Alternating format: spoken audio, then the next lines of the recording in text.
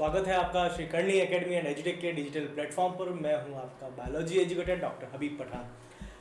यहां हम बात कर रहे हैं आनुवंशिकता की, मेंडल के आनुवंशिकता के नियम। तो मेंडल के आनुवंशिकता के नियमों की जब हम बात कर रहे हैं तो यहाँ पर सबसे पहले उसके बारे में जानना आवश्यक है। मेंडल के बारे में, मेंडल का जीवन परिचय, उसकी लाइफ हिस्ट्री जो हम पहले डिस्कस कर चुके हैं, साथ ही टर्मिनोलॉजी, शब्दावली, ये बहुत इंपॉर्टेंट है। मैंने आपको पहले बताया था, अगर आपको शब्दावली याद नहीं होती है तो मुश्किल है कि आपको जेनेटिक्स, आनुवंशिकता समझ आए। आपको अगर आनुवंशिकता समझनी है तो उसके लिए आपको शब्दावली को समझना बहुत ज़्यादा ज़रूरी है। तो सिंपल सा लेक्चर है, सिंपल सा टॉपिक है और मैं यही चाहूँगा कि आप लोग बिल्कुल ध्यान से इसको देखें। मैं बहुत बिल्कुल आराम से कोशिश करूँगा, बहुत आराम से आपको ये बताऊँ सारी इन्फॉर्मेशन जो यहाँ पर इसमें बतानी है और जो आवश्यक है आपके बोर्ड एग्ज़ाम के लिए, आपके नीट के एग्ज़ाम के लिए। तो यहाँ पर हम बात कर रहे हैं सबसे पहले आनुवंशिकता की।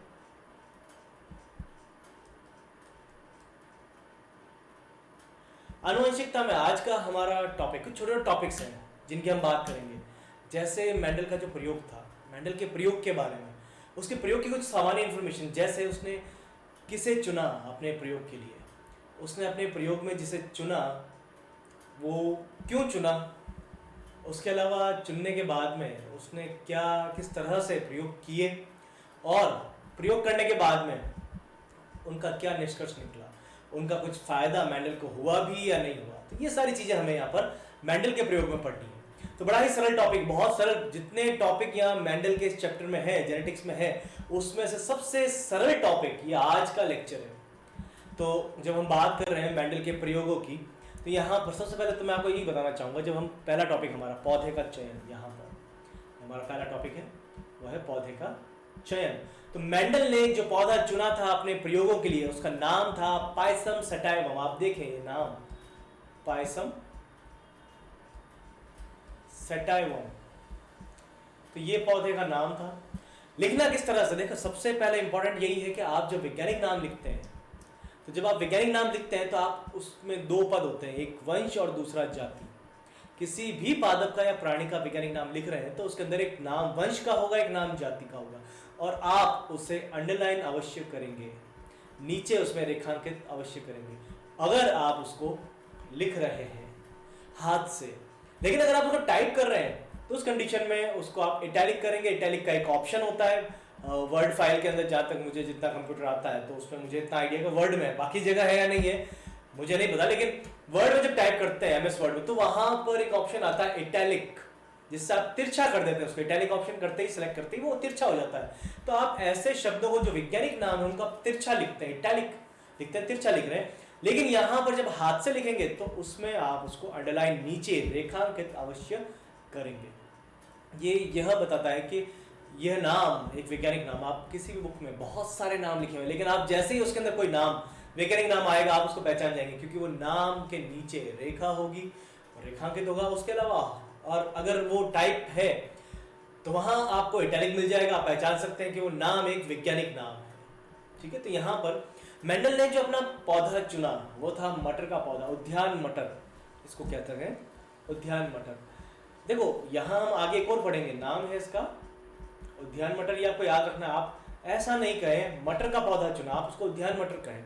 ये उद्यान मटर का ही वैज्ञानिक नाम है पायसम सटाइवम।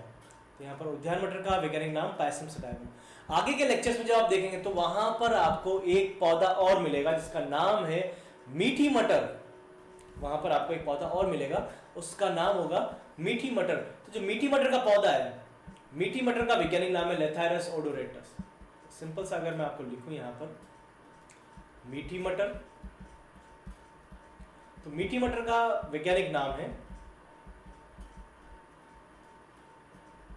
लेथायरस ओडोरेटस। इसको भी अंडरलाइन कर देंगे, दोनों को अलग अलग अंडरलाइन करना होता है। ऐसा नहीं एक ही अंडरलाइन आपने दोनों कर दी या टेढ़ी मेढ़ी करी है, डैश डैश किया, ऐसा कुछ नहीं करना होता है। तो यहाँ पर पौधे का चयन सबसे पहले समझ में आना चाहिए आपको, और लिखना क्या है, याद रखना उद्यान मटर। जो गलतियां होती है एग्जाम में, वो गलतियां भी आपको साथ साथ बताता चल रहा हूँ कि आप उसको सिर्फ मटर नहीं कर दें, आप उसको उद्यान मटर करें। क्योंकि मीठी मटर हमें कहीं और काम में लेनी है, मीठी मटर कहीं और आपके एक्सपेरिमेंट में उपयोगी है, जहां पर हम लेथारस ओडोरेटस का उपयोग करेंगे। ठीक है, तो यहाँ पर मेंडल ने कुल जो किस्में चुनी थी 34 के आसपास कुछ किस्में उसने इकट्ठी की थी, और उसमें से 22 किस्मों को उसने चुना था संकरण के लिए, और उसमें भी 7 लक्षण थे जिनको उसने चुना अपने प्रयोगों के लिए। देखिए जो लक्षण 7 चुने थे, इनको मैं ट्रेट कह सकता हूँ, एक नाम इनके लिए मैं यूज करूंगा यहाँ पर। जो 7 लक्षण थे इनके लिए एक वर्ड ट्रेट। तो 7 लक्षण और उन 7 ट्रेट के विपर्यासी लक्षण, वो जो 7 ट्रेट थे उन 7 ट्रेट के विपर्यासी लक्षण वहां पर उपस्थित है। विपर्यासी का अर्थ है विपरीत, ऑपोजिट। उन 7 विपर्यासी, ये हिंदी का वर्ड जब हम लिखते हैं, देखिए ये बहुत इंपॉर्टेंट है कि आप एग्जाम में क्या लैंग्वेज लिख रहे हैं। तो यहाँ पर विपर्यासी वर्ड आप यूज कर रहे हैं। विपर्यासी का अर्थ होता है विपरीत, जो उसका कॉन्ट्रास्टिंग है, इसलिए हम कॉन्ट्रास्टिंग वर्ड यूज करते हैं, जो उससे मिलता जुलता नहीं, उससे अलग है। ठीक है, एग्जैक्ट ऑपोजिट तो नहीं, लेकिन कॉन्ट्रास्टिंग या विपर्यासी जो उससे अलग है, काफी ज्यादा अलग है, उससे कोई समानता नहीं रखता। तो 7 ट्रेट चुने और उन पर अपने प्रयोग मेंडल ने किए थे। ये प्रयोग एक संकर संकरण, द्विसंकर संकरण और भी कई प्रयोग उसमें किए थे जो मेंडल ने किए थे वहां पर, जिनको हम डिस्कस करेंगे यहाँ पर। तो यहाँ पर मेंडल की सबसे बड़ा फायदा, ये जो 7 लक्षण मेंडल ने चुने, इन सभी 7 लक्षण के विपर्यासी लक्षण वहां पर उपस्थित थे। सबसे बड़ी बात देखें, जब भी आप कोई एक्सपेरिमेंट कर रहे हैं तो उसमें सब चीजें होनी चाहिए जो आपको चाहिए। अगर आप उस आधा अधूरा काम कर रहे हैं तो उस कंडीशन के अंदर आपको फिर गड़बड़ होने के चांसेस पूरे रहते हैं। लेकिन मेंडल सफल हुआ था अपने प्रयोग को। उसकी सफलता का कारण यही था, जब हम पढ़ेंगे आज उसकी सफलता के कारण क्या थे। तो सफलता के जो कारण थे उनमें से एक कारण ये भी था कि वहां पर उसने अपना काम बहुत सिस्टमेटिक तरीके से किया था। तो यहाँ पर मेंडल ने जो 7 लक्षण चुने उन सभी के विपर्यासी लक्षण उपस्थित थे। अब एक अच्छी बात और थी, मेंडल ने जो लक्षण चुने थे वे सभी लक्षण आंखों से दिखाई, अब देखते तो आंखों से ही, लेकिन आपको कोई माइक्रोस्कोप की या किसी और चीज की जरूरत नहीं, मतलब कोई भी देख के बता सकता है। जैसे पौधे की लंबाई या तने की लंबाई, जो भी कैरेक्टर उसमें आप लें, तो पौधे की जो लंबाई है वो आप देख के बता सकते हैं कि लंबा पौधा है या बौना पौधा है। उसमें फली का रंग क्या है, उसमें बीज का रंग क्या है, उसके अंदर पुष्प की स्थिति क्या है, उसमें पुष्पों का रंग क्या है। ये सभी ऐसे लक्षण हैं जिन्हें आप अपनी आंखों से देखकर बता सकते हैं। जिनके अगर चश्मा लगा हुआ है हल्का तो वो भी बता सकते हैं, उनको भी कोई परेशानी नहीं होगी इन लक्षणों को देखकर पहचानने में। तो सरलता से आप इन लक्षणों को देख सकते हैं, सरलता से आप इनको पहचान सकते हैं। तो ये सबसे अच्छी चीज थी मेंडल के जो पौधा मेंडल ने चुना था उनके बारे में। नेक्स्ट आगे हम इनकी बात करते हैं। तो मटर का पौधा चुनने का एक सबसे बड़ा रीजन, जो पौधा उसने चुना उसका एक बड़ा कारण ये भी था कि पौधा 1 वर्षीय है। इसका जीवन काल कुछ माह का होता है, कुछ महीने का इसका जीवन काल है। तो 1 वर्षीय पौधे में कैटेगरी में आ जाएगा। 1 वर्षीय, द्विवर्षीय, बहुवर्षीय कैटेगरी जो होती है उनमें से 1 वर्षीय कैटेगरी का ये पौधा है, जिसमें कुछ माह का इसका जीवन काल होता है। पौधे का आकार, उसकी साइज छोटी है, उसकी साइज छोटी है पौधे की। तो साइज छोटी होने से वो उस पौधे को कहीं पर भी कम जगह घेरता है। उस पौधे को गमलों में लगा सकता है और गमलों को उठाकर कहीं भी रख सकता है। सबसे अच्छी बात यही तो है उसकी कि वो अपने पौधों को उठाकर कहीं भी ले जा सकता है, कहीं भी रख सकता है, जहां उसकी इच्छा हो अपने प्रयोग कर सकता है। कम स्थान पर अधिक पौधे लगाए जा सकते हैं। कम स्थान पर अधिक पौधे लगाए जा सकते हैं। कम स्थान पर अधिक पौधे कैसे लगाए जा सकते हैं? साइज छोटी है ना इसकी। अब आप सोचिए, यही अगर ये प्रयोग नीम के पेड़ पर या पीपल के पेड़ पर करता तो क्या होता, या फिर गाय पर करता, भेड़ पर करता, बकरी पर करता तो क्या होता। तो अगर ये प्रयोग, इसी प्रकार के प्रयोग किसी एनिमल पर होते हैं तो बहुत लंबा टाइम उसको लग जाता है। जहां उसने 11 साल के अंदर सारे प्रयोग कर दिए, वहां उसको 11 साल में सिर्फ एक ही पीढ़ी प्राप्त होती है। यहाँ उसने 1-1 साल के अंदर कई पीढ़ियां प्राप्त की। तो सबसे अच्छा यही तरीका था कि ये पौधा जीवन काल छोटा था, तो आपको उसकी पीढ़ियां, अगली पीढ़ी बहुत जल्दी मिल जाती है। तो अगली पीढ़ी जल्दी मिलने से रिजल्ट जल्दी मिल जाता है, आपको पता चल जाता है अगली पीढ़ी में क्या मिला है और उससे अगली पीढ़ी में हमें करवाने की जरूरत है या नहीं है, या किस प्रकार से करवाना है। तो यहाँ पर आकार में छोटा होता है, स्थान कम घेरता है, कम स्थान पर ज्यादा लगाया जा सकता है, गमलों में लगाया जा सकता है, इनका स्थान परिवर्तन किया जा सकता है। एक सबसे बड़ी बात और, जो मटर का पौधा है, ये पौधा द्विलिंगी है। मटर का पौधा द्विलिंगी है। आप देखें ध्यान से, यहाँ पर द्विलिंगी लिखा हुआ है, तो मटर का पौधा द्विलिंगी है। द्विलिंगी का अर्थ क्या होता है? द्विलिंगी का अर्थ होता है ऐसा पौधा जिसमें नर तथा मादा जननांग दोनों उपस्थित हो। द्विलिंगी का अर्थ होता है ऐसा पौधा जिसमें नर तथा मादा जननांग दोनों ही उपस्थित हो। नर जननांग पुंकेसर, मादा जननांग स्त्री केसर। जिस पौधे में पुंकेसर तथा स्त्री केसर दोनों उपस्थित होते हैं उसे द्विलिंगी पादप कहते हैं। तो मटर का पौधा भी ऐसा है, इसके अंदर नर जननांग तथा मादा जननांग दोनों ही उपस्थित है। इसमें स्त्री केसर तथा पुंकेसर दोनों ही उपस्थित होते हैं। तो यहाँ पर ये एक द्विलिंगी पौधा है। तो सिंपल सा सरल सा ये कैरेक्टर थे। अब द्विलिंगी होने से फायदा क्या है? अगर कोई पौधा एकलिंगी है, बहुत सारे पौधे होते हैं जो एकलिंगी होते हैं, यदि कोई पौधा एकलिंगी है तो आप याद रखें उस पौधे में स्वपरागण पॉसिबल नहीं है। अगर कोई पौधा एकलिंगी है, उसमें सिर्फ नर जननांग है, तो कैसे उसमें जनन हो सकता है? पॉसिबल नहीं है। अगर कोई पौधा एकलिंगी है और उसमें सिर्फ स्त्री केसर उपस्थित है, तब भी उसमें लैंगिक जनन या परागण, स्वपरागण कैसे पॉसिबल होगा? नहीं पॉसिबल होगा। क्यों? क्योंकि परागकण किसके पास है? नर के पास। उनको जाना कहाँ है? मादा के पास। तो जब दोनों उपस्थित होंगे तभी तो वहां पर स्वपरागण होगा एक पौधे के अंदर। तो यहाँ पर मटर का पौधा द्विलिंगी था। तो अब ये ध्यान सुने, ध्यान रखें, कोई पौधा अगर द्विलिंगी है, कोई पौधा यदि द्विलिंगी है, तो द्विलिंगी पौधे में स्वपरागण तथा परपरागण दोनों हो सकते हैं। लेकिन अगर कोई पौधा एकलिंगी है तो उसमें परपरागण ही हो सकता है, स्वपरागण उसमें पॉसिबल नहीं है। ठीक है, फिर से सुने, मैं लिख देता हूं उसको, आपको थोड़ा सा याद रहेगा। यदि कोई पौधा द्विलिंगी है तो उस स्थिति में वहां पर स्वपरागण तथा परपरागण दोनों ही पॉसिबल है। द्विलिंगी पौधा है तो स्वपरागण और परपरागण दोनों हो सकते हैं। लेकिन अगर कोई पौधा एकलिंगी है, अगर कोई पौधा एकलिंगी है तो उस स्थिति में सिर्फ वहां पर परपरागण ही होगा, वहां पर परपरागण ही होगा, वहां पर स्वपरागण आपको देखने को नहीं मिलेगा। तो ये सिंपल सी चीज आपको ध्यान रखनी है कि किसी पौधे में स्वपरागण कब हो रहा है, किसी पौधे में परपरागण किस स्थिति में हो सकता है। द्विलिंगी पौधे की स्थिति में स्वपरागण परपरागण दोनों हो सकते हैं। तो यहाँ बेनिफिट है, ये एक फायदा था मेंडल को कि मेंडल अपने उस पौधे के अंदर स्वपरागण भी करवा सकता था और परपरागण भी करवा सकता था। तो ये एक अच्छी चीज थी उसके पास में, जिनसे वो अपने पौधे में जनन करवा सकता था। स्वपरागण और परपरागण होते कैसे हैं बात करेंगे। परपरागण में तो जो परागकण है पुष्प के, वो पुंकेसर से निकलकर स्त्री केसर पर किसी और पुष्प पे चले जाते हैं। हवा से जा सकते हैं, पानी से जा सकते हैं, कीटों के द्वारा जा सकते हैं, कीटों के द्वारा भी जा सकते हैं। परंतु जब हम बात करें कृत्रिम परपरागण की, कृत्रिम परपरागण, स्वपरागण तो अपने आप हो जाएगा, लेकिन जब हम बात करते हैं मेंडल ने जो करवाया था वो कृत्रिम परपरागण था। कृत्रिम का मतलब है आपको अपनी इच्छा से करवाना है, कृत्रिम का अर्थ है आपको अपनी इच्छा से करवाना है। देखते हैं, मैं एक आपको समझाने की कोशिश करता हूं और उम्मीद करूंगा आपको समझ में आ जाएगा यहाँ पर। तो यहाँ बात करते हैं हम, यहाँ पर सबसे पहले मेंडल के पास में जो पौधे, मान ले मेंडल के पास में 10 पौधे हैं,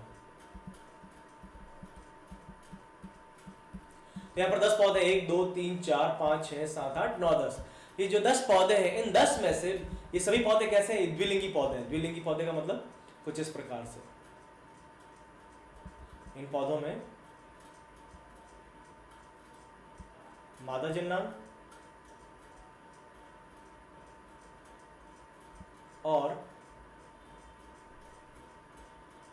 नर जननांग,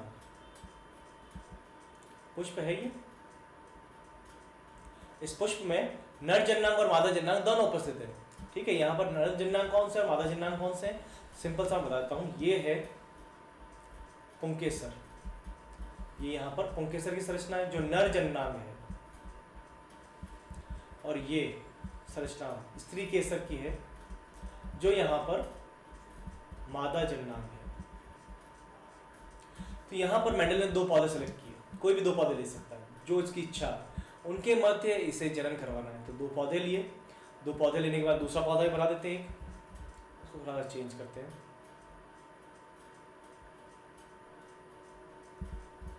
तो यहाँ पर मेंडल ने एक दूसरा पौधा लिया,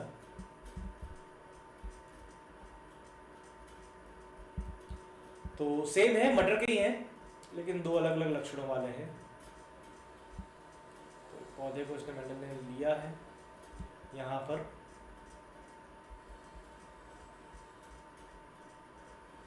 यही वही सेम स्ट्रक्चर है, पुंकेसर है, स्त्री केसर है। अब इसको करना क्या है, मेंडल को एक पौधे के परागकण दूसरे पर डालने हैं, तो इसलिए मेंडल करेगा क्या, तो मेंडल ने यहाँ पर सबसे पहले दो टेक्निक्स को यूज किया, जो दो टेक्निक थी उन टेक्निक को यूज किया। वो टेक्निक क्या थी, टेक्निक थी विम्पुसन, आप याद रखें नाम मैं लिख रहा हूं यहाँ पर, विम्पुसन तथा बोरा वस्त्रवरण। तो जो दो टेक्निक्स थी वो टेक्निक्स थी विम्पुसन तथा बोरा वस्त्रवरण। सिंपल सा इसका नाम, बोरा वस्त्रवरण का नाम इंग्लिश में इजी है, इसको इंग्लिश में बैगिंग कहते हैं।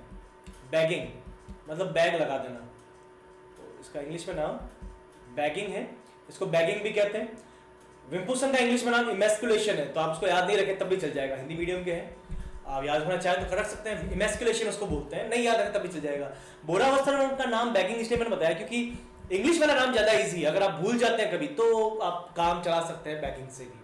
किया सबसे पहले करेंगे विम्पुसन। विम्पुसन का मतलब क्या है, विम्पुसन का अर्थ है परागकण या पुंकेसरों का रिमूवल। ठीक है, आपके जो पुंकेसर है इस पादप में उनको हटाना है। मान ले इसको आपने लिया मादा की तरह, ठीक है, ये पुष्प जो आपने लिया है ये आपने इसको मादा कंसीडर किया, शामिल किया मादा की तरह, और इसको नर की तरह। तो मतलब क्या आपके इसके जो परागकण है, इसके जो परागकण है पुंकेसर के अंदर, परागकोश के अंदर, इन परागकणों को यहां लेकर आना है इसके स्त्री केसर के ऊपर। इसके परागकणों को यहां से आपको यहां लेकर आना है, इसके ऊपर डालना है। लेकिन कंडीशन क्या है, हो सकता है किसी दूसरे पौधे की भी आ जाए, हो सकता है इसके खुद के परागकण, हो सकता है इसके खुद के परागकण यहां इसके ऊपर आ जाए, ऐसा भी तो हो सकता है। तो आप सबसे पहले क्या करेंगे, विम्पुसन करेंगे इस पौधे के अंदर। विम्पुसन का अर्थ है यहां पर आप इसके पुंकेसरों को कट करके रिमूव कर देंगे, इनको काट देंगे और इनको यहां से हटा देंगे। तो आपने इनको कट कर दिया, आपने इनको रिमूव कर दिया यहां से, ठीक है, ये कट कर दिया मैंने, कट का साइन लगा दिया, तो आप और एक को हटा दिया, तो मैं दोनों को नहीं हटा रहा, बस एक को हटाया मैंने, कट का साइन लगा दिया, बस इसको समझें। अब क्या करेंगे, इसके परागकणों को लेकर इस पर डाल देंगे, जो इसको नर की तरह सेलेक्ट किया था, चुना था, उसके परागकणों को लेकर यहां पर डाल देंगे। परागकण डालने के बाद में आप इस पौधे को पैक कर देंगे, इसकी बैगिंग कर देंगे। ये आपने पहले विम्पुसन किया, इसमें से नर जो पुंकेसर थे उन हटा दिया, पुंकेसरों को हटाया, ये हो गया विम्पुसन, इमेस्कुलेशन। दूसरा बैगिंग करेंगे, परागकणों को डाला और इसके बाद आप इस पर बैगिंग कर देंगे। बैगिंग में आप परागकण कौन से लेंगे, बैगिंग में करना क्या है आपको, बैगिंग के अंदर आप इसको कवर करेंगे और आपको कवर करना होगा इस तरह से, आप इसको इस तरह से, दूसरा कलर लेते हैं, थोड़ा सा दिख नहीं रहा है तो ज्यादा अच्छा ब्राइट कलर लेते हैं जो दिखेगा आपको, ये ठीक रहेगा। तो यहां पर इसकी अब आपने बैगिंग कर दी है, यहां आपने इसकी बैगिंग कर दी। बैगिंग मतलब जो बटर पेपर आता है उससे इसको रैप कर दिया, कवर कर दिया। तो बटर पेपर से इस पुष्प को आप कवर कर देंगे। उससे पहले जब ध्यान से सुने, फिर से एक बार बताता हूं मैं इसको, फिर से बताता हूं, आप ध्यान सुनो और याद करें इसको। दो पौधे लिया आपने, एक को मादा की तरह लिया, एक को नर की तरह लिया है। जो पौधा मादा की तरह चुना, क्योंकि द्विलिंगी पौधा है ना, तो एक को मादा मानना पड़ेगा, एक को नर मानना पड़ेगा, कि दोनों द्विलिंगी है, तो नर जन्नांग भी इसमें भी, मादा जन्नांग भी इसमें भी है, नर जन्नांग मादा जन्नांग इसके अंदर भी है। तो इसको आपने मादा के समान लिया है, इसको आपने लिया है नर के समान। तो यहां पर इस पौधे के आपको पुंकेसर हटाने हैं, इस पौधे के पुंकेसर, मादा की तरह जिसको लिया है उसके पुंकेसरों को आपको हटाना है, इसको कहते हैं इमेस्कुलेशन। और अभी ये अपरिपक्व अवस्था में है, इसका मतलब इसके अंदर जन्नांग परिपक्व नहीं हुए। दूसरा पौधा इसके नर की तरह लिया, उसके परागकणों को लेकर इसकी वर्तिकाग्र के ऊपर, ये जो ऊपर चपटा सिरा दिख रहा है स्त्री केसर, उसको वर्तिकाग्र कहते हैं। तो वर्तिकाग्र पर आप उसको डाल देंगे, जो भी परागकण है उनको छिड़क दिया आपने, डाल दिया उस पर, और उसके बाद इस पूरे पौधे को, पुष्प को आप बटर पेपर से रैप कर देंगे, कवर कर देंगे, जिससे कि अवांछित परागकण हवा या कीट द्वारा यहाँ पर न आ सके। इस प्रकार आपने बैगिंग की और आप इसको रखते हैं। अब इसके अंदर होगा जनन, इसके अंदर फर्टिलाइजेशन होगा, निषेचन होगा, और जो आप चाह रहे थे, जो मेंडल ने चाहा, वही हुआ। तो इस प्रकार मेंडल ने अपने पौधों में, अपने प्रयोगों में एक संकर संकरण या द्विसंकर संकरण, जब भी उसने स्वपरागण या परपरागण कराया, तो इसी विधि का उपयोग मेंडल ने किया था। तो उम्मीद करता हूं ये विधि समझ में आई होगी। चलते हैं अपनी अगली स्लाइड की ओर। हाँ, यहां पर मेंडल ने जो कार्य किए थे, मेंडल द्वारा किए गए कार्यों को उस समय कोई भी महत्व नहीं मिला। ये बड़ा गलत हुआ था मेंडल के साथ में। मेंडल ने बहुत मेहनत की थी, बहुत काम किया, सारे काम सही थे, उसके सारे प्रयोग सही थे, सारे जो भी उसको रिजल्ट मिले थे, जो परिणाम मिले थे, वो सब बिल्कुल सही थे। लेकिन जो मेंडल ने कार्य किया उसका उसको उस समय कोई महत्व नहीं मिला। महत्व मिला लगभग 35 साल बाद, लेकिन उस समय महत्व नहीं मिला। क्यों नहीं मिला, उसका कारण, उनके कारण यहाँ पर लिखे हुए हैं। हम बात करते हैं इन कारणों की। सबसे पहला कारण, मेंडल के समय के जो लोग थे, जो व्यक्ति थे, उनकी सोच ऐसी थी कि उनको समझ में नहीं आया। मेंडल की स्वयं की जो सोच थी वो थोड़ी आगे की थी, वो ज़्यादा इंटेलिजेंट था, ये कह सकते हैं, वो ज़्यादा होशियार था। तो मेंडल ने जो काम किया वो उस समय के लोगों की समझ से, उन लोगों की सोच से परे था। उन लोगों को खुद समझ में नहीं आया ये क्या हुआ है, क्या हो रहा है, कैसे है। तो लोगों को समझ में आया नहीं, तो लोगों ने ध्यान नहीं दिया। उसमें मैथमेटिक्स भी थी, सांख्यिकी, तो जो स्टैटिक्स थे उसके अंदर कैलकुलेशंस जो थी वो थोड़ी सी मुश्किल थी। तो इसलिए भी लोगों को इंटरेस्ट नहीं आया उसके अंदर, लोगों को समझ में नहीं आया। क्योंकि एक कारण, और वहां पर उस टाइम डार्विन बहुत फेमस था। उस समय वहां पर डार्विन बहुत ज्यादा फेमस चल रहा था, डार्विन काफी फेमस था। डार्विन की एक पुस्तक, उसने बताया था जाति की उत्पत्ति के बारे में, नेचुरल सिलेक्शन, प्राकृतिक वर्ण, सर्वाइवल ऑफ फिटेस्ट, जो सर्वोत्तम है उसी की उत्तरजीविता, ये सब उसने बताया था। ये सब आपने पढ़ा होगा कहीं ना कहीं पिछली क्लासेस के अंदर अपनी। लेकिन ये जो भी मेंडल ने बताया, ये सब बहुत ज़्यादा उसके लिए जरूरी था, जो उसने बताया, जो उसने काम किया। लेकिन लोगों ने इस पर ध्यान नहीं दिया, लोगों ने इस पर बिल्कुल ध्यान नहीं दिया। लोग, मेंडल ने तो अपनी पूरी मेहनत की थी, लेकिन लोगों ने उस पर ध्यान क्यों नहीं दिया? क्योंकि उस टाइम जाति की उत्पत्ति चल रहा था। बहुत सरल टॉपिक था, बहुत सरल, लोगों को इतना आसानी समझ में आया। डार्विन ने जो बताया था, जैसे किसी भी जीव में संतानोत्पत्ति की क्षमता होती है, कई हजारों की संख्या में, लाखों की संख्या में मछलियां और मक्खियां, कीट जो है अंडे देते हैं। उसके बाद उनमें कंपटीशन होता है, आपस में लड़ते हैं, दूसरी जातियों से लड़ते हैं, भोजन के लिए लड़ते हैं, वातावरण से उनका जो कंपटीशन है वो होता है। तो ये इस तरह से कई सारी चीजें वहां पर उन्होंने बताई। उनमें जो सबसे ताकतवर होता है, जो फिटेस्ट होता है, वो सर्वाइव करता है, वो जीवित रहता है, बाकी सभी की मृत्यु हो जाती है। तो ये चीजें डार्विन ने उस टाइम बताई थी। लेकिन डार्विन ने जो बताया वो लोगों को समझ में आया, इंटरेस्टिंग लगा, मजा आया पढ़ने में। तो लोगों ने वहां पर मेंडल पर ध्यान नहीं दिया। मेंडल की जो खोज थी उसको उन्होंने समझना जरूरी नहीं समझा। मैंने यही तो कहा अभी आपको कि बहुत जरूरी था, बहुत इंपॉर्टेंट था, लेकिन लोगों ने उसको जरूरी नहीं समझा समझना। नेक्स्ट, एक छोटी सी चीज, थोड़ा सा यहाँ पर गड़बड़ी हो गई। यहाँ पर वैसे मेंडल की किस्मत बहुत अच्छी थी, लेकिन यहाँ पर थोड़ी सी गड़बड़ हो गई उसके साथ। गड़बड़ी हुई, वहां पर एक बहुत फेमस साइंटिस्ट का नाम था कार्ल नेगेली। कार्ल नेगेली ने एक एक्सपेरिमेंट किया। जैसे अगर मैं आपको बताऊं,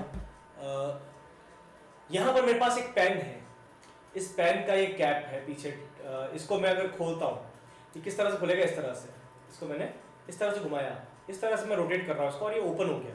और अगर मैं इस तरह से घुमाऊंगा मेरी तरफ, मैं इसको अपनी तरफ घुमा रहा हूँ तो ये बंद हो जाएगा। और मैं इसको आपकी तरफ अगर घुमाऊंगा, आप सामने की तरफ, मैं इसको घुमा रहा हूँ तो ये खुल जाएगा, और मेरी तरफ घुमाया तो बंद हो जाएगा।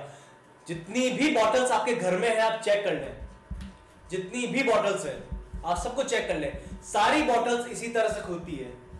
सारी बॉटल्स के ढक्कन, उनके कैप इसी तरह से ओपन होते हैं। आप दूसरी तरफ, सामने वाली तरफ उसको घुमाएंगे तो ओपन हो जाएगा, अपनी तरफ घुमाएंगे तो वो बंद हो जाएगा। तो इस प्रकार ये सारे ढक्कन खुल रहे हैं। लेकिन ध्यान समझे, जो मैं बता रहा हूं ये फालतू नहीं है। तो आप कभी मार्कर लें अपने पास में, मार्कर जिससे बोर्ड पर हम लिखते हैं, मार्कर बोर्ड पर, तो मार्कर बोर्ड पे जो लिखते हैं वो मार्कर आप लें। उस मार्कर का कैप हटाने के बाद में ये जो है उसका पॉइंटर वाला पार्ट, इसको ओपन करें। ये पॉइंटर कब ओपन होगा? जब आप इसको ऑपोजिट डायरेक्शन में घुमाएंगे, उल्टा अपनी तरफ घुमाएंगे तो ओपन होगा, सामने की तरफ घुमाएंगे तो ये बंद हो जाएगा। सामने तरफ घुमाने से बंद होगा और अपनी तरफ घुमाने से ये ओपन होगा, और मैं जब इसको आपकी तरफ घुमाऊंगा तो ये बंद हो जाएगा।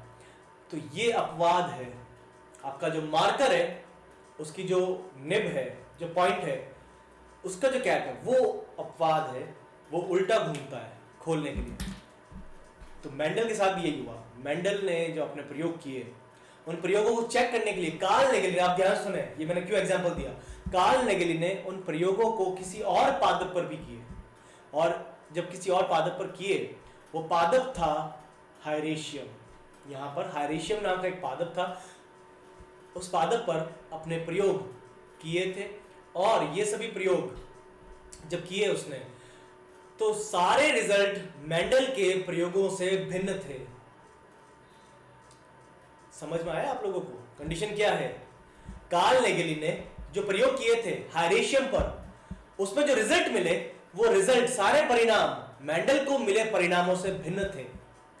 तो ऐसी कंडीशन में कार्ल नेगेली ने यह कहा कि मटर का पौधा अपवाद है।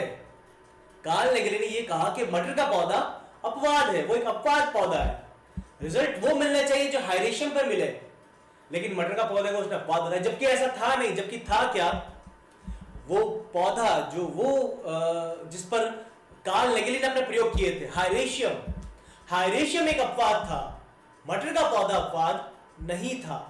मेंडल ने जो प्रयोग किए वो बिल्कुल सही थे, और वो मटर का पौधा अपवाद नहीं है। अधिकांश पादपों पे वैसे ही रिजल्ट मिलते हैं जैसे मेंडल को मिले थे, जबकि अपवाद हायरेशियम था।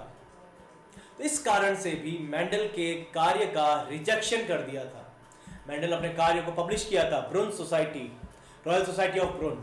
तो रॉयल सोसाइटी ऑफ ब्रुन के समक्ष अपना कार्य प्रस्तुत किया, अपना रिसर्च पेपर पब्लिश किया, लेकिन उन लोगों ने इस पर ध्यान इसीलिए नहीं दिया क्योंकि यहाँ पर एक तो उनकी समझ से परे था, इसमें मैथमेटिकल कैलकुलेशन थी, स्टैटिक्स था इसके अंदर, साथ में कार्ल नेगेली जो प्रयोग किए वो उसने सही बताकर मेंडल के प्रयोगों को गलत बता दिया, उनको अपवाद कह दिया, उस पौधे को अपवाद कह दिया, और साथ में फिर डार्विन भी काफी फेमस उस टाइम चल रहा था, तो लोगों ने डार्विन पर ज्यादा ध्यान दिया।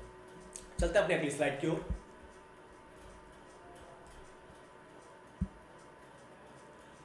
तो यहां पर मेंडल द्वारा चुने गए लक्षण,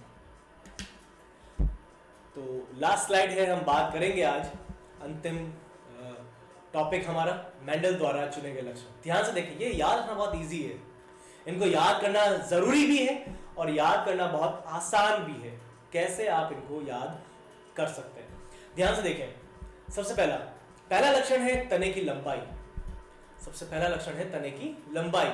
तो पादप की लंबाई पहला लक्षण है। ये ट्रेट, यहां जो लक्षण लिखा हुआ है मैं इसको ट्रेट लिख सकता हूं, यहां पर मैं इसको लिख सकता हूं ट्रेट। तो ये लक्षण या ट्रेट, अब इसमें भी विपर्यासी विशेषक मैंने आगे लिखा है, विपर्यासी विशेषक। ये जो विपर्यासी विशेषक है इसमें एक लाइन जो है, ये एक लाइन प्रभावी है और दूसरी लाइन अप्रभावी है। यहां पर मैं लिख सकता हूं प्रभावी तथा अप्रभावी। यहां पर ये सभी तो अप्रभावी है और ये सभी यहां पर प्रभावी है। तो इस तरह से प्रभावी तथा अप्रभावी विशेषक यहां पर है, और ये विशेषक किसके हैं, एक लक्षण के हैं, किसी एक ट्रेट के हैं। तो कुल लक्षण जो मेंडल ने चुने थे वो थे 7 लक्षण, 7 ट्रेट। वो कौन से थे, सबसे पहले मैं उनके नाम आपको बता देता हूं। सबसे पहला था पुष्प की लंबाई। पुष्प की लंबाई के बाद में पुष्प का रंग, पुष्प की स्थिति, फली का आकार, फली का रंग, बीज का आकार तथा बीज का रंग। अब इसको याद रखना इजी कैसे, सरल कैसे, आपको बस ये याद रखना है कि इसमें प्रत्येक अंग के, प्रत्येक भाग के 2 लक्षण हैं। जैसे पादप की लंबाई का एक ही है, पूरा पादप जो है उसकी लंबाई, तो पादप की लंबाई है, उसके तने की जो लंबाई है वो एक ही लक्षण है, तने की लंबाई। इसमें 2 विपर्यासी लक्षण, लंबा तथा बौना। इसमें 2 प्रकार के जो प्राप्त होंगे वो होगा लंबा तथा बौना। दूसरा पुष्प का रंग, यहां पर दूसरा जो कैरेक्टर, जो ट्रेट चुना वो था पुष्प का रंग। अब पुष्प के रंग बैंगनी तथा सफेद है। इसमें ये होता है, मान्यता है ये कि यही मानते हैं कि जो गहरा रंग होता है प्रभावी होता है और हल्का रंग अप्रभावी। तो यहाँ बैंगनी, सफेद में से बैंगनी प्रभावी है, लाल और सफेद होता तो लाल प्रभावी होता। तो ये इस तरह से मानते हैं। तो यहाँ पर पुष्प के रंग में बैंगनी रंग और सफेद रंग, बैंगनी रंग प्रभावी है, सफेद रंग अप्रभावी है। अब आप जानते हैं प्रभावी अप्रभावी क्या होता है। जब आप दो भिन्न पौधों के मध्य जनन कराते हैं, दो भिन्न पौधों के मध्य संकरण कराते हैं, जिसमें से एक प्रभावी है दूसरा अप्रभावी है, तो विषम युग्मज स्थिति में वही अपने लक्षण प्रदर्शित करेगा जो प्रभावी होगा, वह अपने लक्षण प्रदर्शित नहीं करेगा जो अप्रभावी है। ठीक है, तो आप याद रखें विषम युग्मजीय स्थिति में जो अपने लक्षणों को प्रदर्शित करता है उसे ही प्रभावी माना जाता है, उसे ही प्रभावी कहते हैं। तो यहां पर हम आगे बात करेंगे पुष्प की स्थिति अक्षीय तथा अंत्य। अब जैसे लंबा और बौना, आप मान लेते हैं इतना है तो लंबा है, जमीन से इतना तो लंबा, इतना सा है तो बौना है। ठीक है, 1-2 फीट है तो बौना है, 4-5 फीट है तो वो लंबा हो जाएगा। बैंगनी और सफेद आपने देख रखा, बैंगन का जैसा रंग है तो बैंगनी है, और सफेद तो आपको स्क्रीन दिख ही रही है। ठीक है, तो यहाँ पर स्क्रीन सफेद दिख रही है, बैंगन जैसा रंग बैंगनी है। इसके बाद पुष्प की स्थिति अक्षीय तथा अंत्य, ये मैं आपको अभी नहीं बता रहा, इसको मैं बताऊंगा अगली स्लाइड में, अगली इमेज के अंदर। चित्र डायग्राम मेरे पास फोटो है, उस इमेज के अंदर मैं आपको बता दूंगा कि अक्षीय कौन सा होता है, अंत्य कौन सा होता है। यहाँ पर फली का आकार की हम बात करें तो फली 2 प्रकार की हमें मिलती है, इसमें मिली थी मेंडल को। एक थी जो फूली हुई थी, फूली हुई फली, और एक थी जो सिकुड़ी हुई थी। तो यहाँ पर फली का आकार फूला हुआ तथा सिकुड़ा हुआ, फूली हुई फली जो प्रभावी लक्षण है और सिकुड़ी हुई फली जो अप्रभावी लक्षण है इसका। नेक्स्ट बात करते हैं फली का रंग। फली का रंग हरा तथा पीला, जो प्रभावी रंग है वह है हरा, और जो इसका अप्रभावी रंग है वह है पीला। यहाँ बीज के आकार की अगर बात करते हैं तो गोल तथा झुर्रीदार बीज हैं, गोल जो मिले थे मेंडल को, गोल बीज मिले थे, और साथ में जो बीज मिले थे वो थे झुर्रीदार। अब बीज क्या होते हैं? मटर के पौधे। आपने मटर का पौधा देखा है, मटर भी देखे होंगे, मटर की फली भी देखी होगी। मटर की फली के अंदर जो दाने होते हैं जिनको आप खाते हैं, जो मटर है वही मटर के बीज है, वही मटर के बीज है। तो ये मटर के बीज 2 प्रकार के होते हैं, एक होते हैं गोल, बिल्कुल गोल, दूसरे होते हैं, दूसरे भी गोल ही है लेकिन कुछ झुर्रीदार, एग्जैक्ट गोल नहीं होंगे, वो झुर्रीदार होंगे, उनके ऊपर झुर्रियां पाई जाएगी। लास्ट लक्षण, लास्ट कैरेक्टर है बीज का रंग। यहाँ पर बीज के रंग किस प्रकार के होंगे? बीज के रंग में पीले और हरे बीज, लेकिन इसमें कंडीशन ये है कि जो पीला बीज है वो प्रभावी है, हरा बीज अप्रभावी है। अगर पीला और हरा साथ में है तो पीला दिखाई देगा, हरा अपना लक्षण प्रदर्शित नहीं करेगा वहां पर। इस प्रकार बीज का रंग पीला, बीज का रंग हरा। तो यहां पर जब हम बात करते हैं इसके प्रभावी और अप्रभावी लक्षणों की, तो इनको हम कुछ सिंबल से प्रदर्शित करते हैं, कुछ सिंबल बनाते हैं इनके। ये सिंबल क्या है और किस तरह से बनाते हैं, मैं कुछ के एग्जाम्पल आपको बताना चाहूंगा। यहाँ पर सभी के तो नहीं बात करेंगे लेकिन कुछ के एग्जाम्पल हम बात करेंगे। ये रंग देखें आप, ये कुछ बैंगनी रंग आपको दिख रहा है, ये बैंगनी रंग है यहाँ पर। तो यहाँ पर ये जो रंग बनाया है मैंने, ये एक बैंगनी रंग है। तो इस तरह के फूल, इस तरह के पुष्प आपको प्राप्त होते हैं मटर के पौधे में, और सफेद तो है ही सामने। तो यहाँ पर चले बात करते हैं तने की लंबाई। जैसे मैंने कहा तने की लंबाई, तो तने की लंबाई के लिए जब मैं संकरण करवाऊंगा तो मैं वहां ये नहीं लिखूंगा लंबा और बौना, मैंने लिखा लंबा पौधा बौना पौधा, है ना, तो मैं लंबा क्रॉस करवा के बौना ऐसे नहीं लिखूंगा, मैं इसको इस तरह से नहीं बताऊंगा। ठीक है, उसका कारण क्या है? इस तरह से करने से लंबा काफी हो जाएगा। इनके सिंबल्स जो इनके जीन्स हैं, मैं उनको कैसे ट्रांसफर करूंगा? सबसे पहली बात, अगर मैंने लंबा लिखा, लंबा चलो मैं लिख दिया, मैं लिख दूंगा लंबा, शुद्ध लंबा लिखा मैंने यहाँ पर, और मैंने लिखा शुद्ध बौना। परंतु जब मैं युग्मक बनाऊंगा तो युग्मक कैसे दिखाऊंगा? क्योंकि युग्मक में आधे लक्षण एक युग्मक में जाएंगे, आधे लक्षण दूसरे युग्मक में, मैं वो कैसे प्रदर्शित करूंगा? तो उसके लिए मुझे कुछ सिंबल दिखाने होंगे। वो सिंबल क्या है? वो सिंबल जीन का प्रतिनिधित्व कर रहे हैं। इनके जो जीन है, जो इनके अलील है, उनका प्रतिनिधित्व कर रहे हैं। जैसे लंबे के लिए, शुद्ध लंबेपन के लिए 2 जीन उत्तरदायी हैं, तो यहाँ पर इसके लिए 2 जीन जो उत्तरदायी हैं उनको लेते हैं, कुछ दूसरा कलर चूज करते हैं इनके लिए। तो यहाँ इनके लिए ये 2 जीन उत्तरदायी हैं लंबेपन के लिए, और बौनेपन के लिए भी 2 जीन उत्तरदायी है। लेकिन अब ये जीन है क्या? इनको कुछ नाम दे सकते हैं? ये अलील है, ये जीन है जो उत्तरदायी है शुद्ध लंबेपन के लिए, शुद्ध बौनेपन के लिए। लेकिन अब यहाँ पर इनको कुछ नाम दें तो क्या दें? लंबा जो है, लंबा को इंग्लिश में कहते हैं टॉल। हाइट के लिए जब यूज करते हैं लंबा, तो उसके लिए उसको कहते हैं टॉल। तो यहाँ पर ये होगा टॉल। तो टॉल की स्पेलिंग होती है डबल एल। आप लोग हिंदी मीडियम के हैं, लेकिन फिर भी मैं आपको ये बताऊंगा कि आप यहाँ पर इसको याद रखें। इसको याद रखने से थोड़ा सा आपका इजी रहेगा पढ़ना, और आपको याद रखना भी इजी रहेगा। उसका कारण ये है कि नाम जो दिए गए हैं वो इंग्लिश के आधार पर दिए, हिंदी के आधार पर दिए। जैसे एग्जांपल से देखें आप, जैसे लंबा पौधा है, तो लंबा पौधे लंबे को इंग्लिश में कहते हैं टॉल, TALL। तो इसमें टॉल का कैपिटल T लेंगे, और कैपिटल T दर्शाएगा इन दो जीनों को। यहाँ पर जो दो जीन है इनको हम प्रदर्शित करेंगे कैपिटल T से। इन दो जीन को हम प्रदर्शित करेंगे स्मॉल t से। अभी स्मॉल t क्यों लिए? बौने को इंग्लिश में कहते हैं डॉर्फ, DWARF। बौने को इंग्लिश में कहते हैं डॉर्फ, DWARF। तो डॉर्फ उसको कहा जाता है, लेकिन हम यहां पर इसका डी नहीं लेंगे, हम वही शब्द लेंगे, वही अक्षर लेंगे जो प्रभावी के लिए इस्तेमाल किया था हमने, प्रभावी के लिए उपयोग में लिया था हमने। यहां पर जो प्रभावी है, यहां पर जो प्रभावी है, इसके लिए हमने चुना था टॉल। यहां अप्रभावी के लिए हम चुनेंगे स्मॉल टी। यहां इसको हम प्रदर्शित करेंगे कैपिटल टी से, और इसी को हम अब बौने को हम प्रदर्शित करेंगे स्मॉल टी से। ये समझना आपके लिए बहुत जरूरी है। उम्मीद करता हूं समझ में आया होगा आपको। इसमें कुछ और एग्जाम्पल जो हमारे काम के, मैं वही बताता चलूंगा, सभी की आवश्यकता नहीं है। जैसे बीज का रंग, इसका हम प्रयोग करेंगे।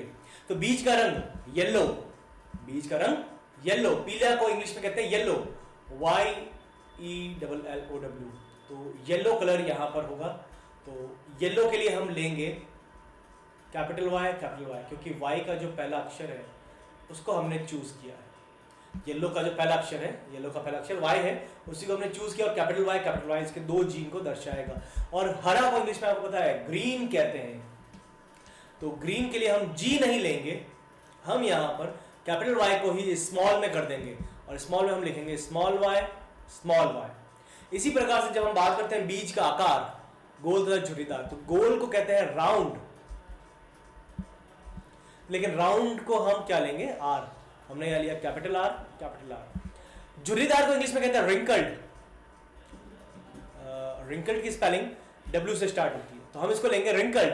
बट रिंकल्ड का W नहीं लेंगे, हम यहां पर लेंगे इसके लिए स्मॉल r। तो इस प्रकार हम इनको प्रदर्शित करते हैं। एक चीज मैं और बताना चाहूंगा आपको, ये यूनिवर्सल रूल नहीं है, पूरे दुनिया में मान्य रूल नहीं है कि आप प्रभावी को कैपिटल से और अप्रभावी को स्मॉल से ही प्रदर्शित करेंगे, या फिर आप प्रभावी जो है उसी का नाम लेंगे। ये रूल अलग अलग कंट्री में अलग अलग होता है, चेंज होता है। फॉरेन ऑथर की अगर आप कुछ बुक्स पढ़ते हैं तो उसमें कुछ आपको इसमें डेविएशंस, कुछ विभिन्नताएं आपको मिलती है। लेकिन हमारे यहाँ इंडिया में हम यही फॉलो करते हैं। इंडिया में हम यही फॉलो कर रहे हैं। हमारी जितनी भी बुक्स है पूरे इंडिया में, चाहे वो तमिलनाडु की है, चाहे वो चेन्नई की है, चाहे वो पंजाब की है, चाहे अरुणाचल प्रदेश की है, चाहे गुजरात की है, चाहे यूपी की है, MP की है, कश्मीर की है, राजस्थान की, किसी की भी है, सभी बुक्स में आपको यही पैटर्न मिलेगा जिस पैटर्न में मैंने आपको समझाया है। तो कोई भी बोर्ड हो, कोई भी एग्जाम हो, सभी में आपको इसी तरह से प्राप्त होगा। चलते हैं अपनी अगली स्लाइड की ओर, जहां हम देखेंगे इनकी इमेजेस को। इनकी इमेजेस से कुछ उम्मीद करूंगा आपको ज्यादा समझ में आएगा। ये देखें, यहाँ पर सबसे पहले उल्टा चलते हैं राइट हैंड साइड से। यहाँ पर आप देखें प्लांट की साइज, प्लांट की जो साइज एक टॉल है और एक डॉर्फ है। ये टॉल और डॉर्फ में आपको दिख रहा है अंतर। यहाँ पर जो पौधा है टॉल, लंबा, टॉल का मतलब लंबा पौधा है, तो ये जो लंबा पौधा है यहाँ पर, ये लंबा दिख रहा है आपको, और ये पौधा यहाँ पर डॉर्फ, ये आपको बौना दिख रहा है। तो इस प्रकार ये दो पौधे एक्सियल और टर्मिनल, यहाँ पर एक्सियल और टर्मिनल, अक्षीय तथा अंत्य। ये देखिए आप, अक्षीय और अंत्य में डिफरेंस क्या है। यहां आपको पुष्प में बिल्कुल आसानी से दिख रहा है क्या फर्क है इनके अंदर, क्या डिफरेंस है, क्या डिफरेंस है इनके अंदर, वो बिल्कुल क्लियरली विजिबल है आपको इस फ्लावर की लोकेशन के अंदर। फ्लावर लोकेशन, पुष्प की स्थिति, तो पुष्प की स्थिति में आपको बिल्कुल साफ दिख रहा है यहाँ पर क्या अंतर है इन दोनों के अंदर। यहाँ पर बात करेंगे हम पर्पल, जो बैंगनी रंग है, तो ये बैंगनी रंग का पुष्प और ये सफेद रंग का पुष्प आपको दिख रहा है। जब हम फली की बात करते हैं तो पॉड कलर, पॉड मतलब फली, तो फली ग्रीन कलर की है, फली पीले रंग की भी है। यहाँ पर इन्फ्लेटेड अर्थात फूली हुई, कंस्ट्रिक्टेड इसका मतलब है सिकुड़ी हुई। ये नाम इंग्लिश में है, लेकिन हिंदी में मैं साथ साथ बताता चल रहा हूँ आपको, तो आप साथ साथ सुनते रहें। येलो, जो पीले रंग के हैं, येलो का रंग तो पता ही है आपको, इसमें कुछ ऐसा कुछ है नहीं कि मैं आपको स्पेशल कुछ बताऊं। आगे ग्रीन, तो ग्रीन मतलब ग्रीन, हरा। लास्ट जो इमेज है वो है राउंड। राउंड का अर्थ है गोल, और रिंकल्ड, रिंकल्ड का अर्थ होता है झुर्रीदार। तो एक बार फिर से देखें, जो यहाँ पर 7 लक्षण दे चुके, आप काउंट करें इन्हें।